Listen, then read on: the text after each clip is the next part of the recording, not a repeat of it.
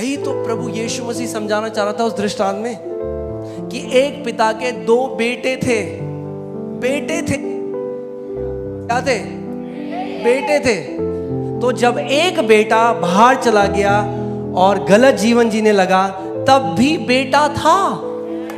जब घर वापस आया तब भी बेटा था।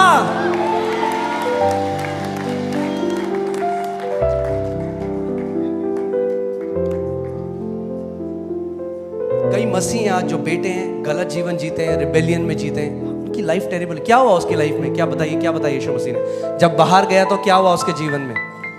सुअरों का खाना खाने लगा। ऐसे कई मसीह लोग भी जी रहे हैं, मगर बेटे हैं। मगर जब भी घर आएंगे तो क्या करेगा पिता? वही जो यीशु मसीह ने दृष्टांत बताया, चूमेगा, चूमता रहेगा, क्योंकि बेटे हैं।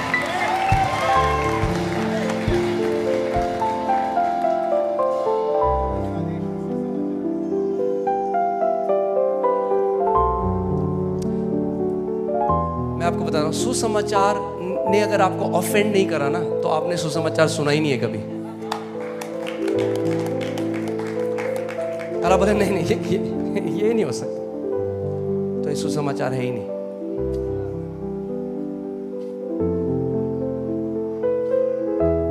और जो आप सोच, अच्छा मतलब प्रभु इतना अच्छा है, जितना आप अभी सोच रहे हो उससे करोड़ गुना ज्यादा उसका मल्टीप्लाई कर लो, उससे करोड़ गुना।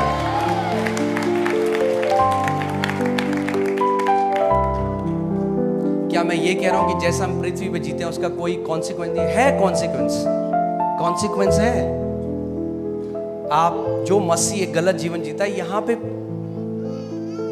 हालांकि परमेश्वर का बेटा है, मगर एक दास की तरह जिएगा। हालांकि उसके अंदर एक ओवरकमिंग नेचर था, मगर फिर भी एक दास की तरह जिएगा। मगर उद्धार परमेश्वर ने आपको आपके कर्म देखकर नहीं दिया, अपने पुत्र को देखकर दिया।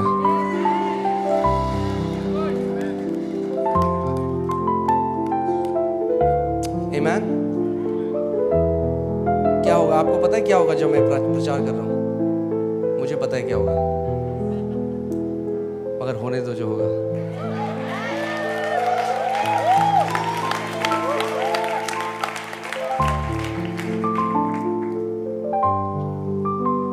क्या होगा? याद रखिए, अगर आप अपनी अगर आप मसीह में आ गए और आप पहले सिगरेट पीते थे, शराब पीते थे, अब नहीं पीते, मगर आप आज क्योंकि आप नहीं पीते और आप सोचते हो कि आप पवित्र इसलिए हो क्योंकि आप सिगरेट और शराब नहीं पीते, तो शैतान भी सिगरेट और शराब नहीं पीता था, मगर अपवित्र था। क्यों? क्योंकि उसके मन के विचार अपवित्र थे।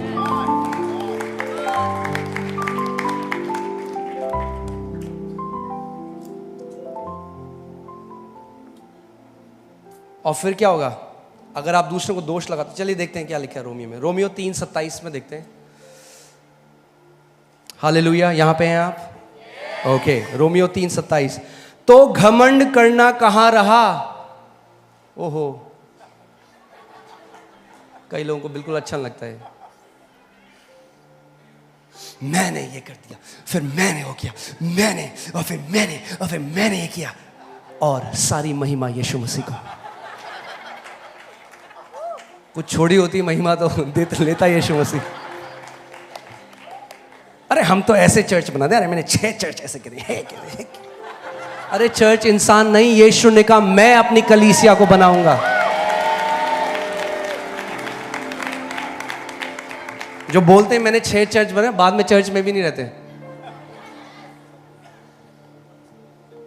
कोई इंसान नहीं बना सकता चर्च, मसीह यीशु बनाता है चर्च।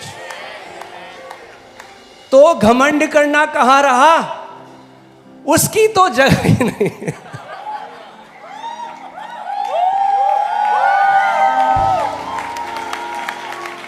घमंड करने की कोई जगह नहीं रही।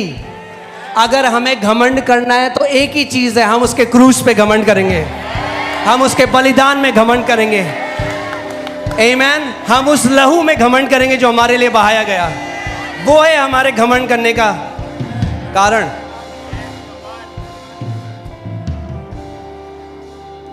आमीन। हालेलुया। अब कई लोग बोलते अच्छा मतलब अब हम प्रार्थना नहीं करने की कोई ज़रूरत नहीं है, उपवास करने की कोई ज़रूरत नहीं है।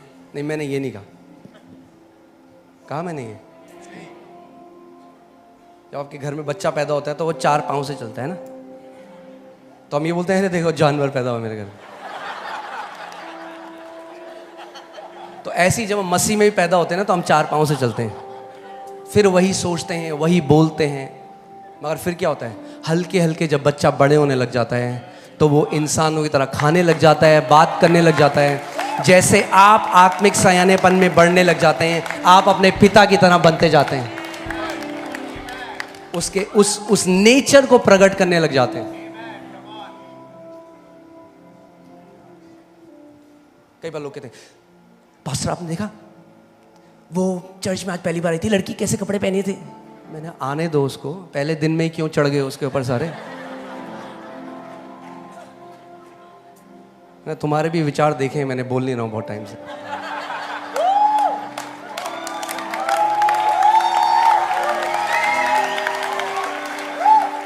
पड़ोसी को बोलो जब अनुग्रह मिला है तो अनुग्रह देना भी सीखो।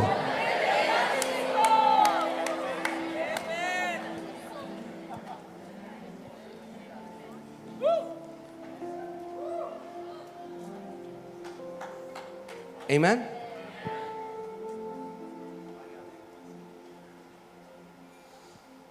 बढ़ने दो ने, मसीह को उनके अंदर बढ़ने दो।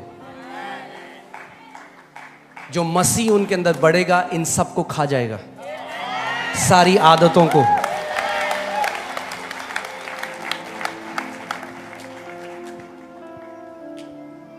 ये तो ऐसे ही बोलना हुआ आज के टाइम में। अरे आपने देखा, अरे पड़ोस में उनके यहाँ बेटा पैदा हुआ, अरे बोलना भी नहीं आता उसे अभी तक, ब्ला ब्ला ब्ला कर रहे हैं।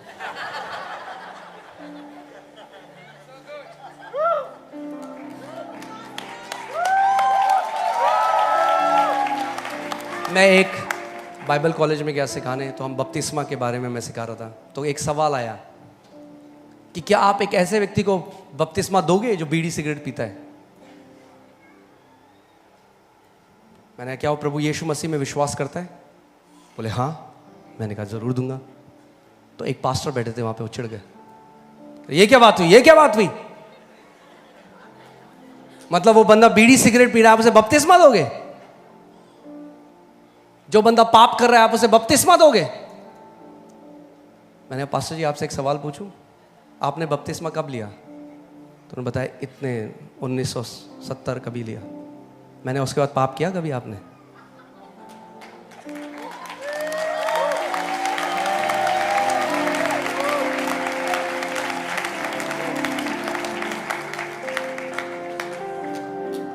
कुछ लोग बहुत सीरियस हैं, मुझे पता नहीं, हो सकता है आप पास्टर हो।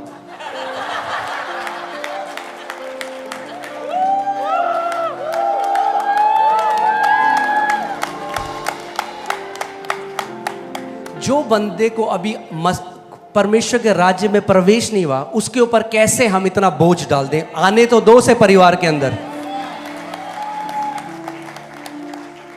बीड़ी भी छोड़ेगा, सिगरेट भी छोड़ेगा, पवित्रता में भी जिएगा। आने दो परमेश्वर के राज्य के अंदर। प्रभु यीशु मसीह ने कहा सदूसियों फरियों से हाय तुम पर, तुम दरवाजे आगे खड़े हो, ना तो खुद जाते हो ना किसी और को जाने देते हो।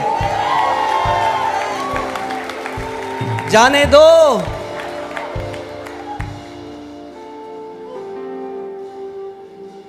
कुछ लोग बड़े गुस्से से देख रहे हैं।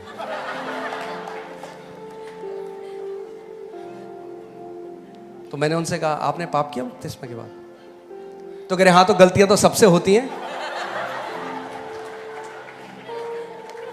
आपको पता होना चाहिए व्यवस्था को कब इस्तेमाल करना है।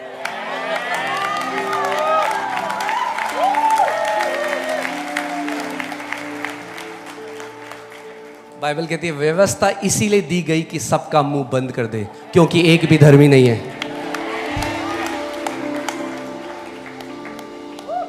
उन्होंने कहा बट पास्टर प्रभु का अनुग्रह है। मैंने कहा थोड़ा सा अनुग्रह उसको भी दे देते हैं। यीशु मसीह ने कहा बीमार हैं जिनको डॉक्टर की जरूरत है।